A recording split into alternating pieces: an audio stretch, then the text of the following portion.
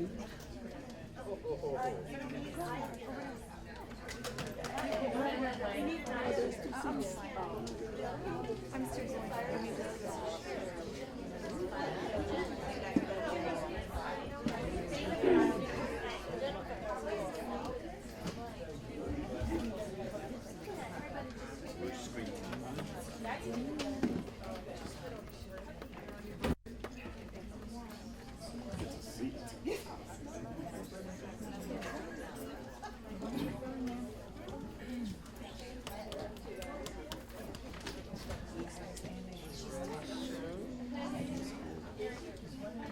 went to Marianne's event last night.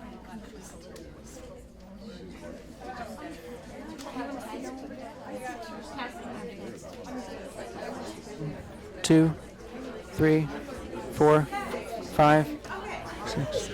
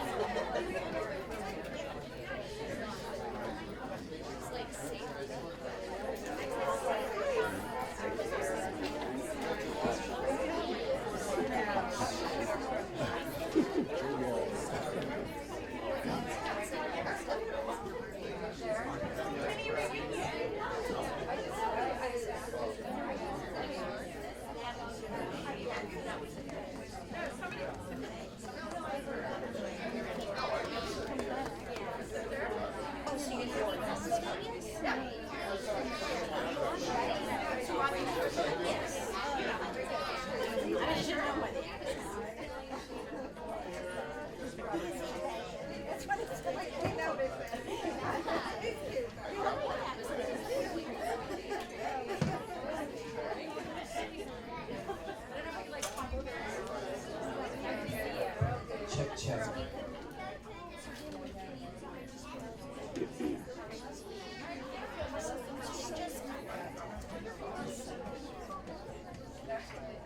Hello, you're testing.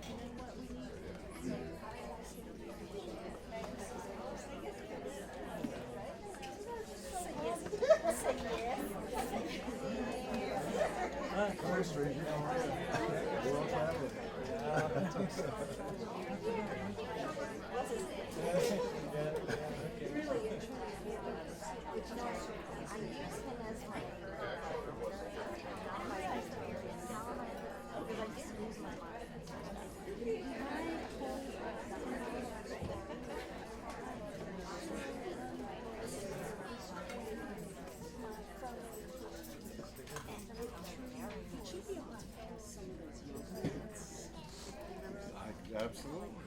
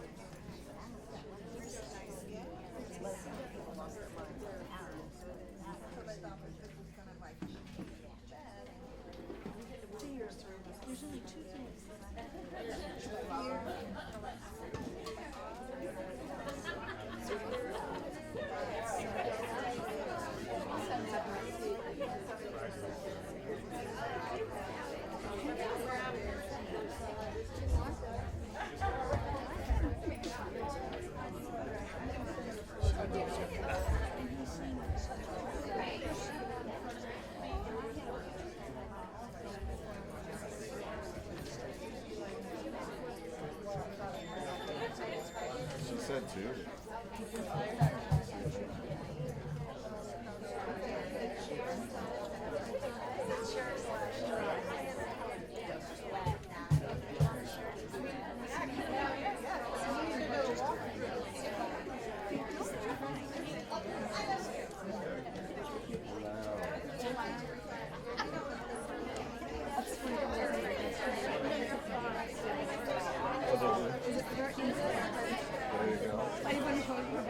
I got a share this time, so I had to put my hands on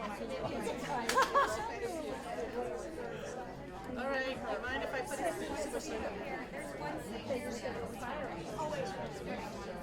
That's right. If she asks us to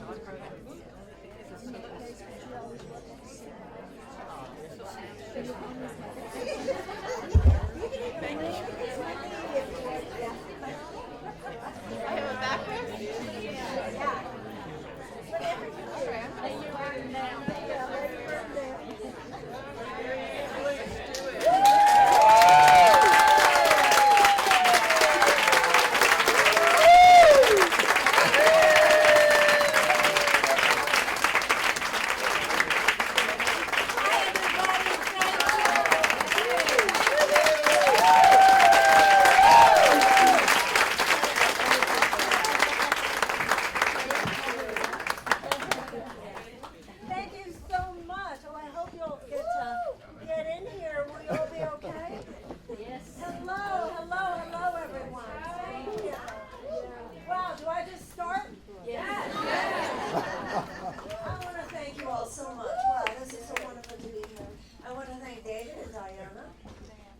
All the folks at the Enlightenment Center, and I hear that there's a woman who's in labor right now. Oh, wow. What is her name? We don't know. We know it's a bad start, right? Wasted a lot of Ashland. Ashland is the name of the mother? Wow. She's not happy. We know. That's why we're thinking on her. Thank you all so much for being here. I'm extremely grateful and very excited. I'm having the incredible experience of traveling around this country. You know, when President Trump was elected, I went through a lot of the same kind of processing that a lot of people did, and I went on the road. I called it the Love America Tour, because I wanted to know, what is this country really? Who are we really? And I had read an interview with Jared Kushner, and he said that he had told his father-in-law about 2 or 3 years before the last election. They were at a McDonald's one day. I don't know why I always get stuck on that one thing. And he told his father-in-law that there were a lot of angry people out there, and that they could harness all that anger and make him president. And when I read that, I thought of all the wonderful people I have met out there, all the wonderful and decent and loving, kind and dignified people. And I thought to myself, if we could harness all that, we could change the world.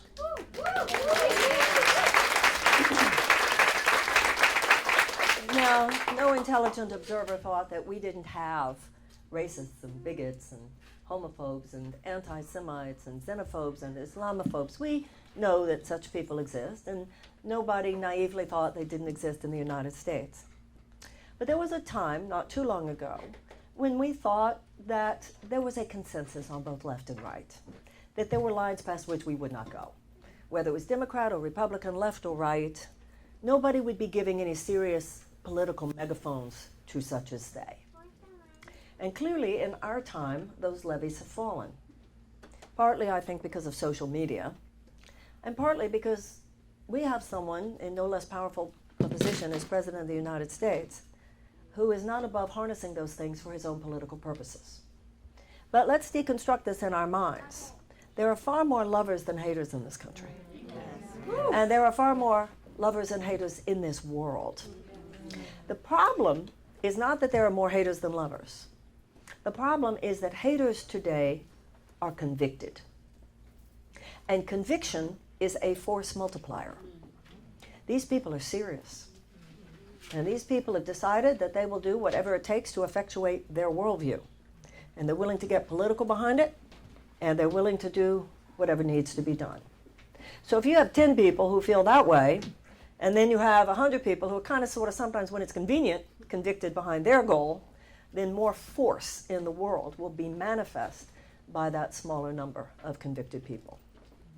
So the problem is not that we're not good people. The American people are good people. I feel that. I don't think we're better than anybody else, but I certainly think we're as good as anybody else. My experience of the American people is we're decent, good people. And if you even look at the polls, how we feel about various things, we're decent, good people. The problem, as I see it, is a gap that exists between the consciousness, the goodness, the will of the American people and how our government too often behaves. Now, it's not that our government is bad. It's not that our government has been hijacked by an immoral system, but it has been hijacked by an amoral economic system. And anything which is amoral will ultimately be vulnerable to immoral consequences. Because if you are not proactively committed to all that is loving and all that is good, then that same energy will be used for the purposes of your own pathology, your own neurosis. And there are social pathologies just like there are personal pathologies. So if you're not putting out the goodness in your life, then that same mental energy is going to be used for purposes of things that aren't so good in your life. And the same is true of a society. So our society, it's not that the people aren't good.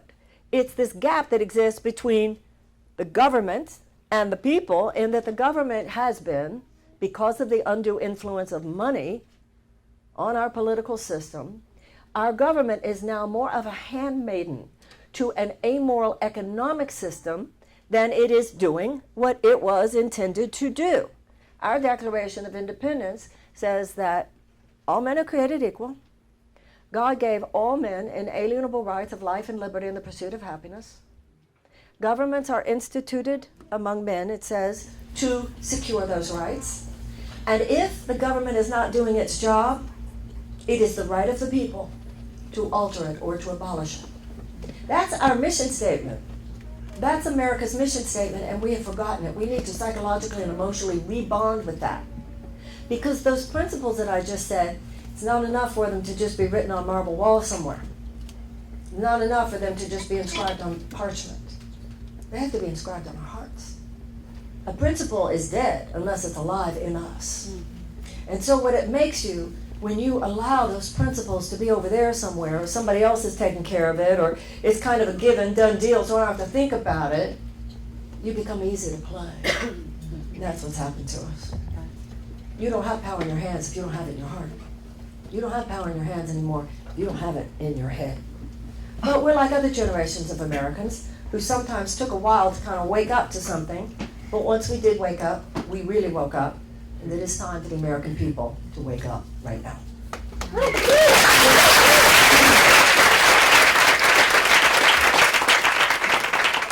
So let's go back a little bit and talk for a moment about that amoral economic system, where it came from, what happened here.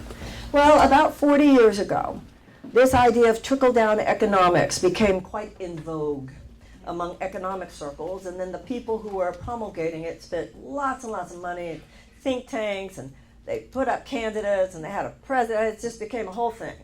And it was proffered to the American people that this was a good thing. Because what trickle-down economics it was supposed to say is that you have an American corporation. So before this, and I'm not trying to romanticize what it was before, but in general, the idea was that the American corporation was expected to care. Imagine that. So if somebody had worked for that corporation for decades, the corporation was expected to care if they had a dignified retirement. But with the advent of trickle-down economics, the idea was that all the corporation should have to care about is its financial responsibility to its stockholders. So think about this. All that the corporation is supposed to have to do is to increase its fiduciary responsibility to stockholders, which means, by definition, squeeze everything you can out of the worker. Right. So by definition, it became about serving the bottom line of the stockholders at the expense of other stakeholders, at the expense of other shareholders, the worker, the community, the environment. This is when you started this major attack on unions. And interestingly enough, the man who was the main articulator of trickle-down economics, a man named Milton Friedman, interestingly enough, he actually said, if we're going to do this, we have to have universal basic income to make it safe. But they left out that part. Now, the idea was that all this money was going to trickle down, see, because all these people would make all this money, but it was going to be good, see, because they were going to create so many jobs. And so what it was they were going to be the job creators, and all that money was going to trickle down, and it would lift all boats. Well, who agrees with me that after 40 years you should consider the jury in? Okay? Because it's been 40 years, and let's talk about what really happened. It did not lift all boats. It left millions and millions and millions of people without even a life vest. It has destroyed America's middle class. It has left 1% of all Americans owning more wealth than the bottom 90%. It has created income inequality that's greater than we've had since 1929. And it has left 40% of all Americans living with chronic economic anxiety in the richest country in the world. Out of that has arisen all manner of social dysfunction, all manner of problems that come in part because of how squeezed people are. Now, remember what the Declaration of Independence said? That God gave all men inalienable rights to life and to liberty and to the pursuit of happiness.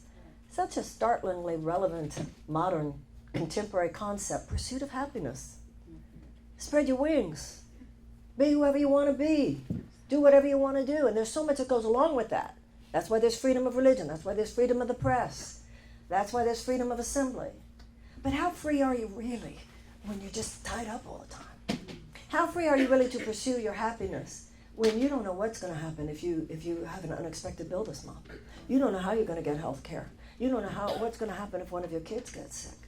You don't know how you're going to send your kids to college. And even if you went to college, you don't know how you're going to pay off that college loan. Are you free to pursue happiness? And if the government's job is to secure those rights, what's happening if a government is doing more to advocate for huge multinational corporate forces that are basically sucking up all the money, right, at the expense of the safety and the health and the well-being of the American people? So you revisit that declaration, government's not doing its job. What's the right of the people? To alter it or to abolish it. I'm certainly not suggesting that we abolish it, but I am suggesting that we alter it, ladies and gentlemen. And I'm submitting to you that anything less than that, this stuff will just continue.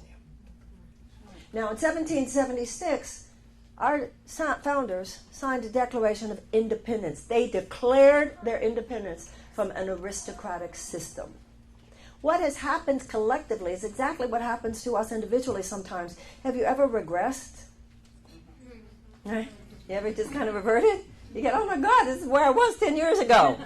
It happened, you weren't conscious of it. We've regressed. We've regressed to an aristocratic paradigm. An aristocratic paradigm is where a few people get the goods. Few people are entitled. That's what the aristocracies of Europe were about. A few people could have land, a few people could have education, a few people could have wealth, a few people could create wealth, a few people could bequeath whatever they earned to their children. We don't do that here, remember? This was supposed to be, no, everybody's equal. Everybody's supposed to get an equal shot, an equal opportunity. So we repudiated this nonsense in 1776. I'm running for president because it's time to repudiate it again.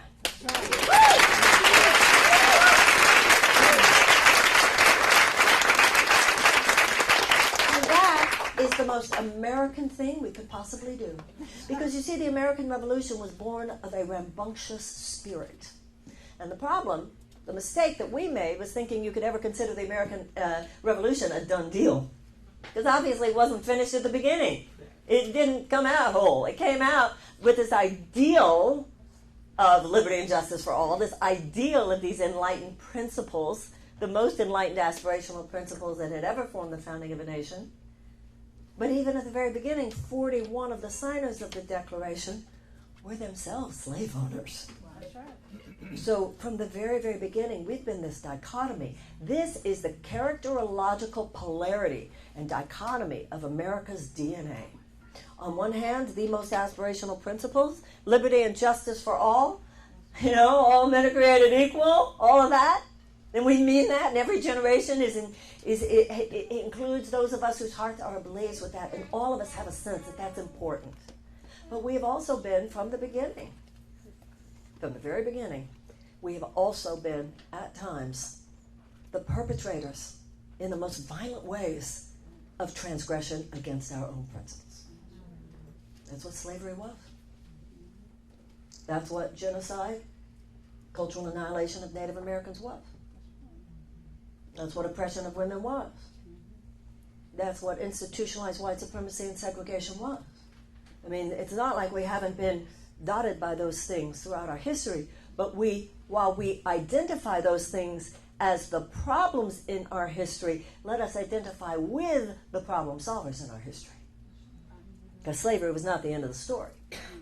The end of the story was that the abolitionist movement represented people who rose up and people who stepped in. Suppression of women was not the end of the story. The end of the story is an ongoing story of major waves of feminism, and at that time the women's suffragette movement. In other words, the end of that chapter was that people rose up and people stepped in. And with institutionalized white supremacy in the American South and segregation, wasn't the end of the story. Because with Dr. Martin Luther King, Southern Christian Leadership Conference, and the Civil Rights Movement, the people rose up and the people stepped in. Ladies and gentlemen, it is very naive of us to expect the political status quo in our time to repair itself any more than the political status quo in those times were going to repair itself. These kinds of changes happen when the people rise up, the people stepped in, the people remember who's supposed to have the power here. The people look around, as we do every 40 or 50 years in this country, and say, what the hell is going on?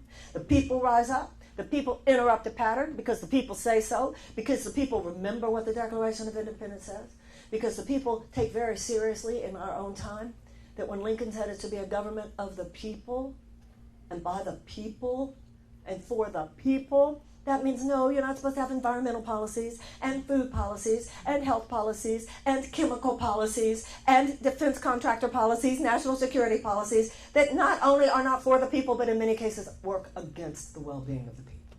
And once we realize that, and we get, the problem here, guys, is we're not fools. And we weren't awake for a while, but we're awake now.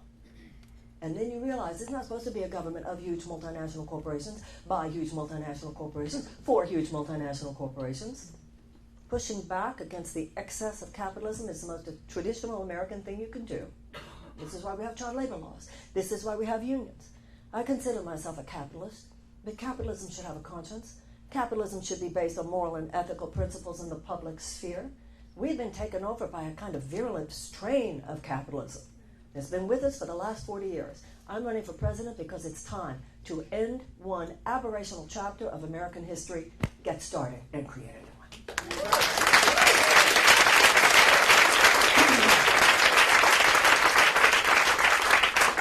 And there are millions of us all over this country who feel that way. There are millions of us who know this in our gut. And so we have to do what one has to do in order to transform. First of all, in order to transform a country, same thing you have to do is transform a person. You're going to have to get real. You're going to have to get honest. You're going to have to stop pretending. You're going to have to look in the mirror. You're going to have to recognize the places where you are not who you say you are.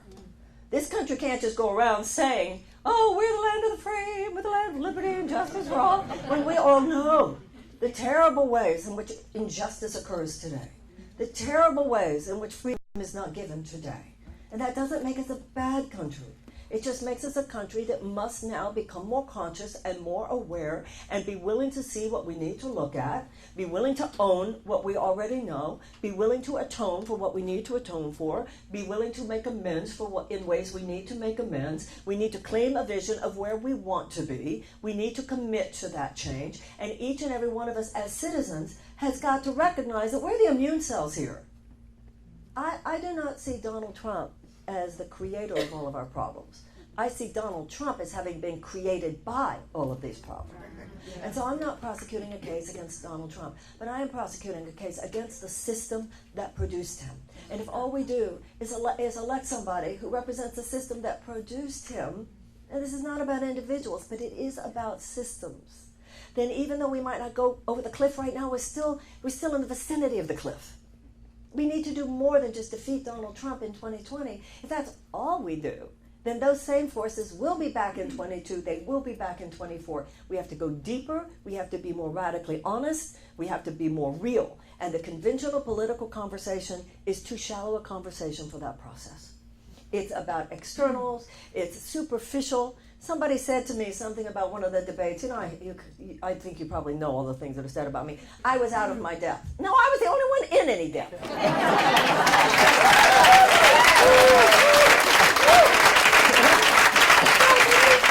But if you really believe that, you have to join with me, because that's one difficult energy field to penetrate. But it's interesting because you're in Las Vegas. Now, the people in Nevada, people in New Hampshire, the people in South Carolina, the people in Iowa, now the people in California. I don't think everybody in California has really gotten it yet, what it means that you are in effect now an early primary state. But you've been an early primary state, caucus state for a long time. So it really, the power is in your hands. But we've been very mesmerized in our society for a long time. And that very fact that we would be, looking to the same system that got us into this ditch to get us out of this ditch seems to be so preposterous. That's why I challenge it. I challenge the idea that only those whose careers have been entrenched for decades in the limitations of the mindset that drove us into this ditch should possibly be considered qualified to drive us out of this ditch. I don't get that. I have a lot of respect for political expertise. There's a lot of political expertise in this country. I have respect for it.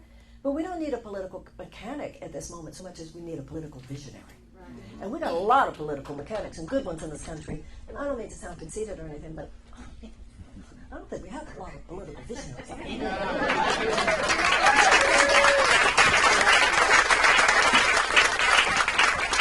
You might have the best political mechanic in the world.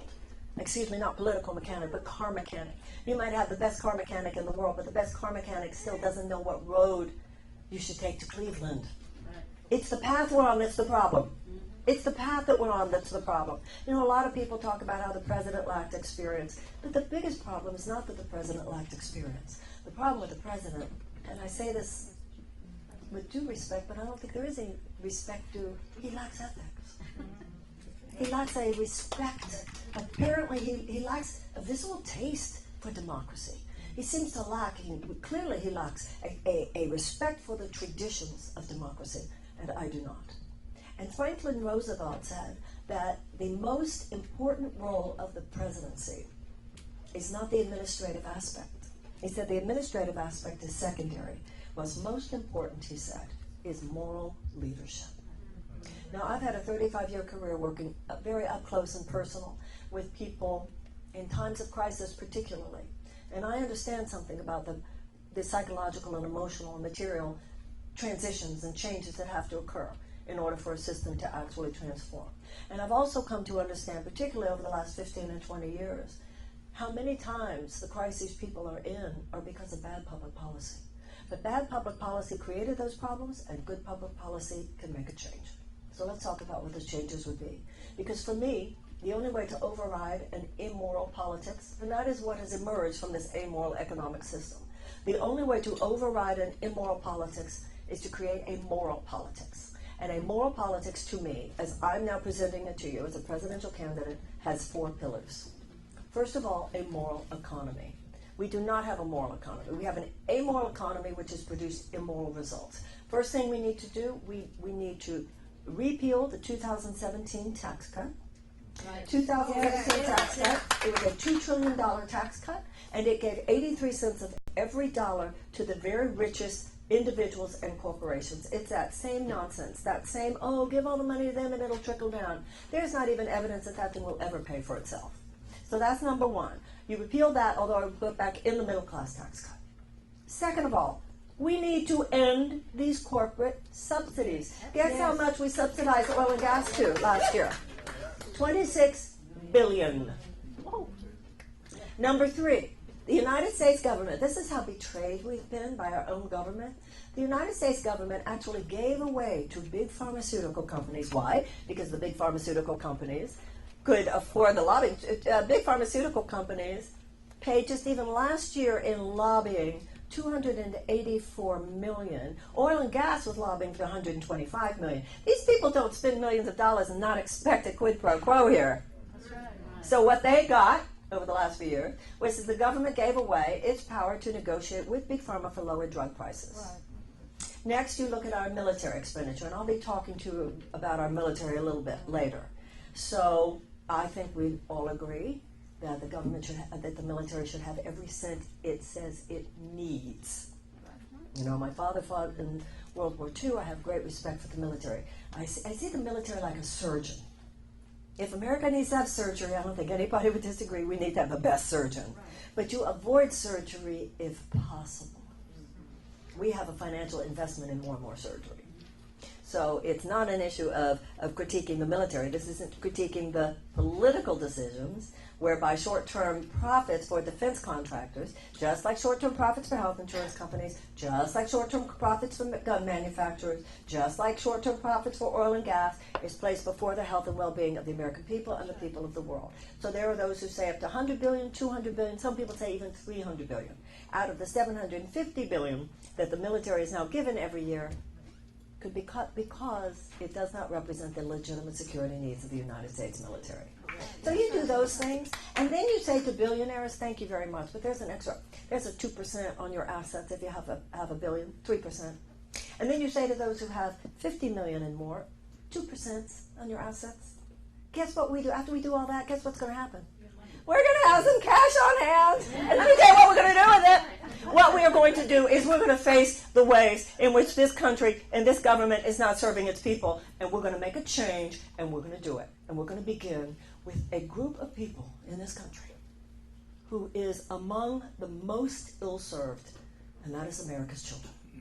When you have an amoral economic system that is not driven by any level of moral or ethical or humanitarian concern, but rather only what makes those profits, the two groups of people who get shunted aside first are old people and young people. Young people because they do not yet serve the system, and older people because they're considered no longer useful for serving the system. That's what happens when people don't matter anymore. So that's why in terms of older people, we need to not only save Social Security, we need to expand Social Security. We need to scrap the cap, and we need to realize how immoral it is in this country. That we have so many elderly people who are living in poverty or near poverty. Why we have so many more men who have so much bigger Social Security checks than women do, because women not working outside the home. In terms of America's children, we have a serious problem on our hands as well. We have millions of American children who live in chronic trauma. We have 13 million American children who are food insecure. We have millions of American children who go to school every day asking the teacher if maybe the teacher has something they could eat. We have millions of American children who go to school in classrooms where there aren't even the school supplies with which to teach a child to read. And if a child cannot learn to read by the age of 8, chances of high school graduation are drastically diminished, and chances of incarceration are drastically increased. Now, I want to talk to you about here in Las Vegas, because it was here in Las Vegas, and this is true in every state in this country, but it was here actually in Las Vegas where a public school principal told me she has elementary school students on suicide watch. Now, let me go further. She called the district because she knew that some money had been budgeted for the district to send counselors into the schools. She said, I have a problem. I have students here, little children, little elementary school kids who are on suicide watch. Could you send me a counselor? And she was told, no, we're sorry. Yours isn't the worst. Wow. What does it say about us as a country that we base our educational funding so often and so much on property tax?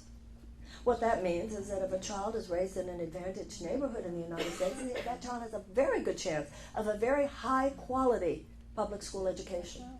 But if that child isn't so lucky, maybe they'll have glue sticks, maybe they'll have paper. Maybe the kid will have food. Maybe the child will learn to read. Where do you think these kids are going to be in 20 years? Could we talk? Where do you think these children are going to be in 20 years? And do you think this is good for our economy? Let me tell you how bad it is for our economy.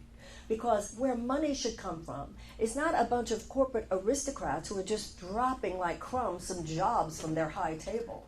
Money should come from the American people, from the productivity and the creativity of each and every one of us when we are released to live our dreams. You want to talk about unrealized economic potential? I'll tell you where the unrealized economic potential is, in the brains of those little ones. That's right. You want to see American entrepreneurial spirit? You want to see the genius? You want to see something more powerful than wind, more powerful than rain, more powerful than the sun, more powerful than any gold and minerals in the earth is in the brain of our children.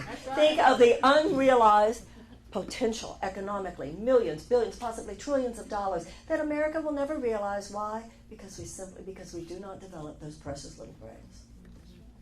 And yet, what has a conventional system done with those kids? I don't know. I don't hear any of them talking about it, do you? And I'll tell you why they don't talk about it. Because these kids aren't old enough to vote, so they're not a constituency. No votes there. No poker chips. And they're not old enough to work, so they don't have any financial leverage. So how can they possibly compete with the clout of all the money that the corporations are just pouring into Washington and have been for years now? No, ladies and gentlemen, this vast sea of humanitarian suffering, the system, if the system was going to address this, the system would have addressed this. This is one of those areas where it's time for the people to step in. That is why we need a massive realignment of investment in the direction of America's children. It's why I want a United States Department of Children and Youth. We need community wraparound services. We need trauma-informed education. We need social and emotional learning. We need restorative justice. We need conflict resolution. We need anti-bullying. We need anti-violence. We need food for these children. We need nutrition for these children. We need maternal and family support. No, it is time. And you know what? You elect me president, and we're going to do that.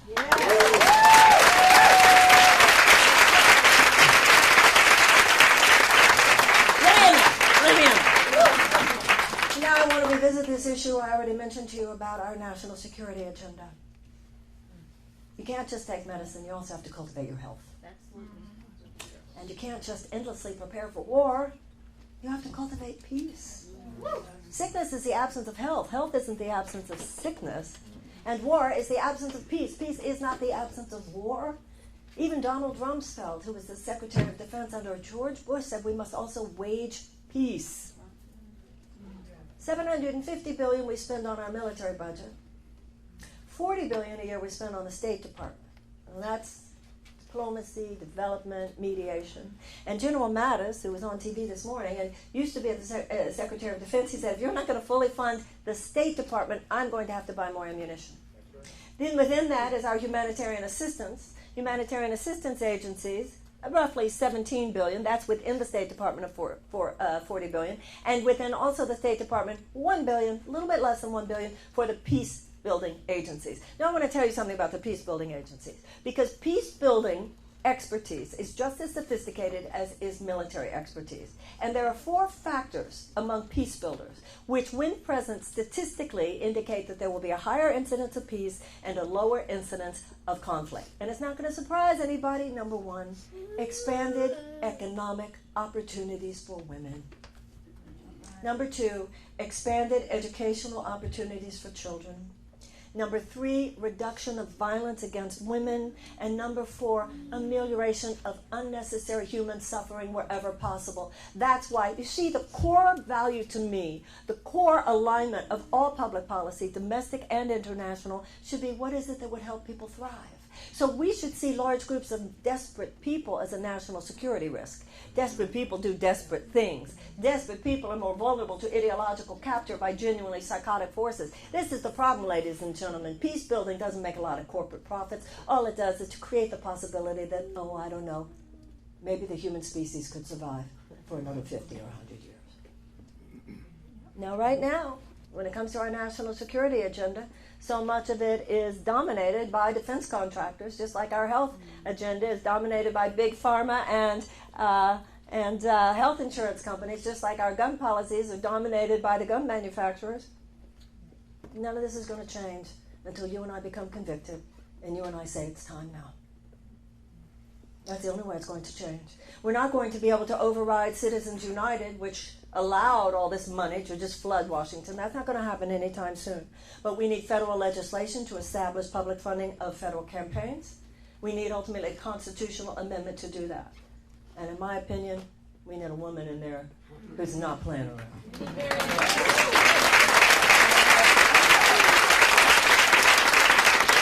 Now, there's one other issue I want to bring up. And that is that in order for a country to transform, just like for an individual, you're not going to be able to have the future you want unless you're willing to clean up the past. And when it comes to our relationships with descendants of slaves in this country and with Native Americans, there's underlying toxicity, underlying turbulence, underlying suffering, underlying wrong, underlying immorality. Now, I believe in redemption. I believe in redemption for a country just like I believe in redemption for an individual. But you have to come clean with God, and you got to be willing to change. So just like Catholics go to confession and Jews have the holiest day of the year, Yom Kippur, you admit you confess your sins to God. In 12 steps of Alcoholics Anonymous, you take a fearless moral inventory. You admit the exact nature of your wrongs, and you do an amends where you can.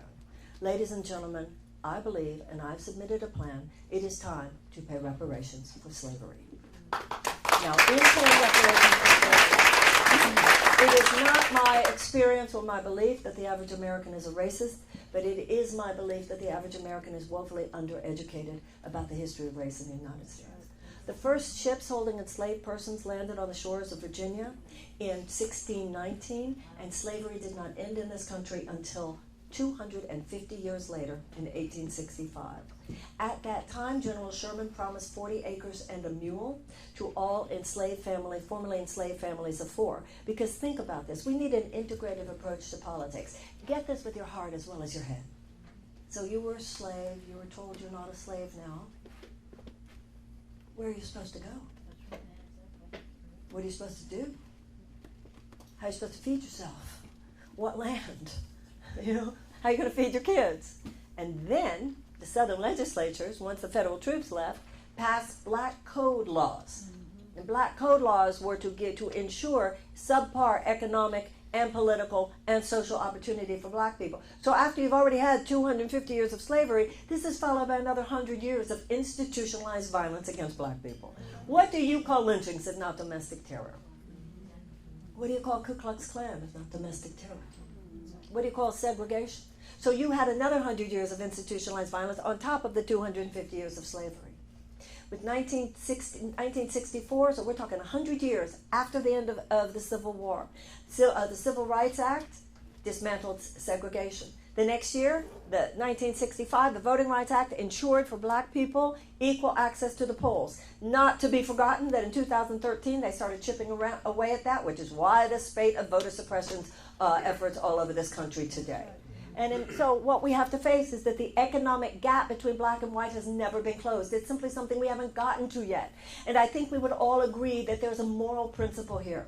If I've been kicking you to the ground, and I think 350 years of institutionalized violence is certainly kicking a people to the ground, I owe it to you morally, obviously, to stop kicking. But I also owe it to you to say, here, let me help you get back up. And that is what we need.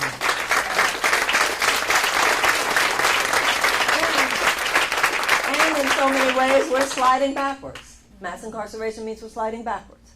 Racial disparity in sentencing means we're sliding backwards. Racial disparity in police engagement means we're sliding backwards. And CBS did a study where they said the other day that if black families made as much as white families, that our economy would be $1.5 trillion larger.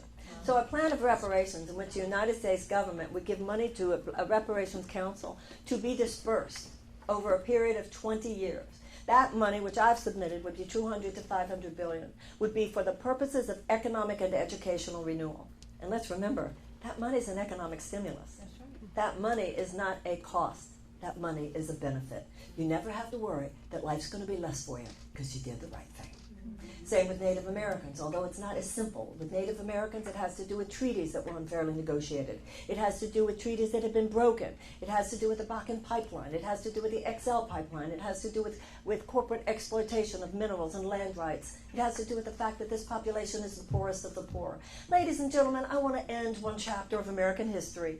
I want to help this country navigate these turbulent times and end one chapter. Let's clean some things up. That's also why when it comes to the immigrants at the border, let's say to everybody who is here undocumented, path to citizenship, and let's start again. Many people don't seem to realize Ronald Reagan gave 8 million people amnesty. And before 1973, all that people had to do was go over to a registration office and clean it up. So, ladies and gentlemen, we have a choice before us. One choice is completely unacceptable in my book, and that is a continuation of the agenda of the Trump administration. And if you are unhappy with what he's done so far, if you are unhappy with what the Trump administration has represented in this country and does represent right now, you give him a second term, and it'll be term 1 on steroids. So we have a big job. We absolutely must elect the Democrat in 2020. But I submit to you that this president is not just a politician, he's a phenomenon. And I think an insider politics game is going to have a really difficult time defeating him. I think that when they talk about the Democratic candidates, they're all sharpening their knives. Great, because the Republicans are going to be bringing big guns to that battle. They're not going to be bringing knives. And they all have a lot of plans. I have a lot of plans too. You've heard a lot about them. But the plan we need to talk about is how we're going to defeat Donald Trump. And it's not going to be by just presenting a lot of plans. That's not how it's going to happen. The phenomenon we have to create that will be able to override the forces of real immorality that have taken hold of too much of the functioning of this country is not going to come from an individual. It's going to come from a mass awakening among the American people. Because we're good. We just haven't been thinking about this stuff. We're people who do think about goodness, and we do think about compassion, and we do think about forgiveness, and we do think about what is integrity. We do. That's not the problem with the American people. The problem is that over the last few decades, we stopped thinking about those things as they apply to the public sphere. So if somebody does something to you and it's out of integrity, you don't have a problem saying, gee, that's really out of integrity that you did that. Well, you and I, as citizens of this country, also have to realize, oh, you talk about out of integrity? I'll tell you what's out of integrity. The United States, for the sake of $350 billion in arms sale, giving aerial support to a genocidal war that Saudi Arabia is prosecuting right now in Yemen. Tens of thousands of Yemenis have died, starved to death. Many of them are children. Now, we don't get to go, oh, la-di-da. We also don't get to go, well, I'm just not political. We also don't get to go, oh, the whole thing is just so traumatizing.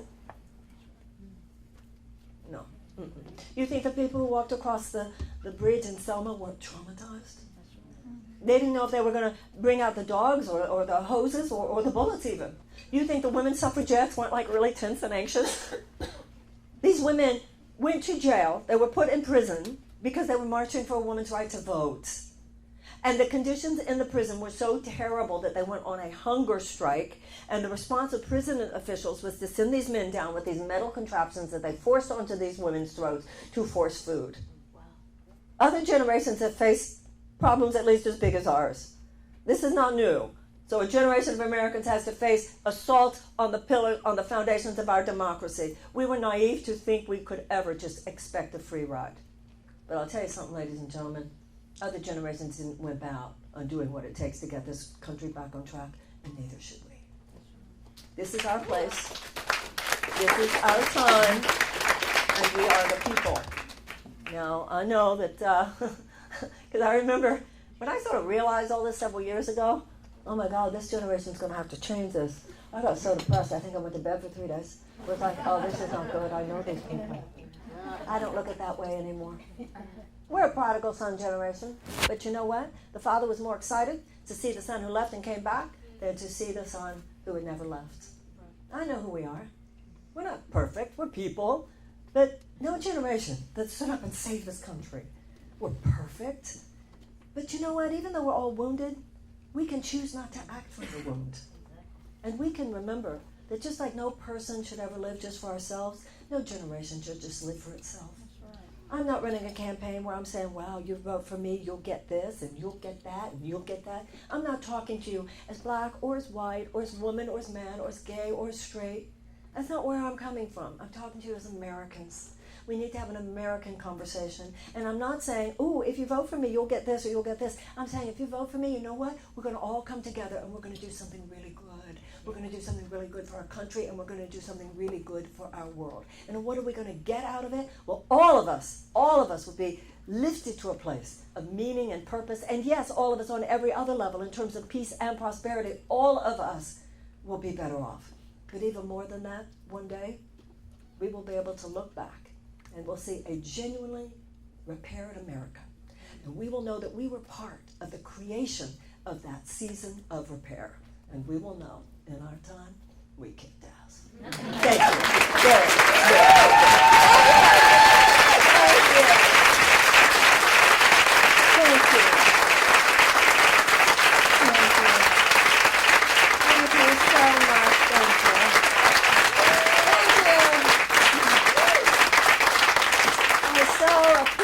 I so appreciate it. Okay, we can talk about anything you want to talk about, ask anything you want to ask. Yes, sir. Okay, having been a student of ACIM for 25 years, Yes. thanks to you, by the way, Thank you. because I was in Seattle at the time. I ran across the Course in Miracles. Very difficult book, very difficult. And then a few weeks later, I came across your book, It Turned to Life. And I read that, and that inspired me to go back to the Course.